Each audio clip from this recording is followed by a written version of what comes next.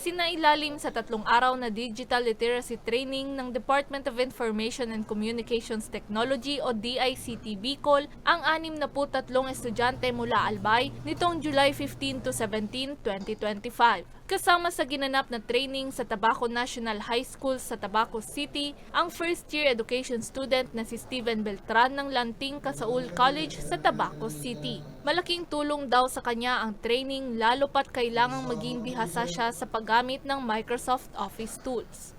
Thankful na rin dahil makatulong po ito sa akin na malaki kasi isa po akong education student na para in the future makagawa din ako mga documents po. Easy na lang po and barato na lang kasi hindi na po ako magpipiso net kasi may sarili na po akong laptop and natupad din yung pangarap ko pong magkaroon ng sarili ko pong device. Bukod sa mga estudyante sa kolehiyo, isinailalim din sa training ang ilang junior at senior high student. Para sa grade 8 na si Princess Macy ng Tabaco National High School nakasali sa training. Bagamat may basic knowledge na siya sa paggamit ng Microsoft Office tools, malaking tulong pa rin daw sa kanya ang training para mas maging bihasa rito. Hindi po ako yung masyadong magaling po. May basic knowledge po ako sa sa laptop. Since STE po ako, we have subjects na electives, tapos need po namin mag-use ng laptop. Tapos helpful po siya na hindi na namin po kailangan bumili pa or hindi ko na po kailangan maggastos pa para po makabili ng laptop.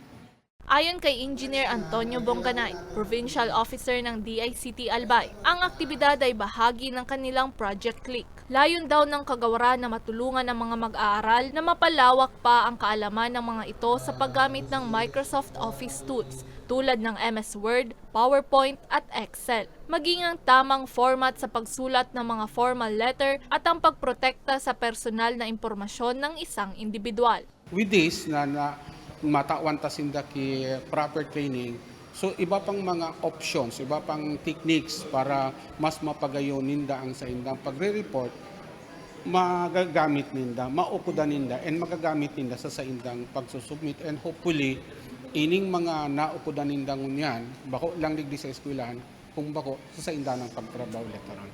Dahil usapang edukasyon, nakatakdaring mamahagi ng libreng laptop sa ang Ako Bicol Party List sa mga dumalong mag-aaral. Very thankful kami kasi of all schools ay isa ro kami sa mga napili, and even though sabi na nasa 12,000 yung population, ining 25 na ini dakulaon pong bagay ini.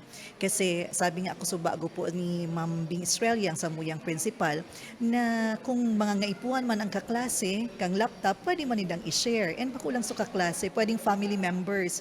Kung sinda may tugang pang iba, bakulang sa ro makikinabang sa kada laptop. Pwedeng makinabang sa mga kapamilya nina. So ining 25 na ini ma-multiply ang pwedeng makinabang sa laptop.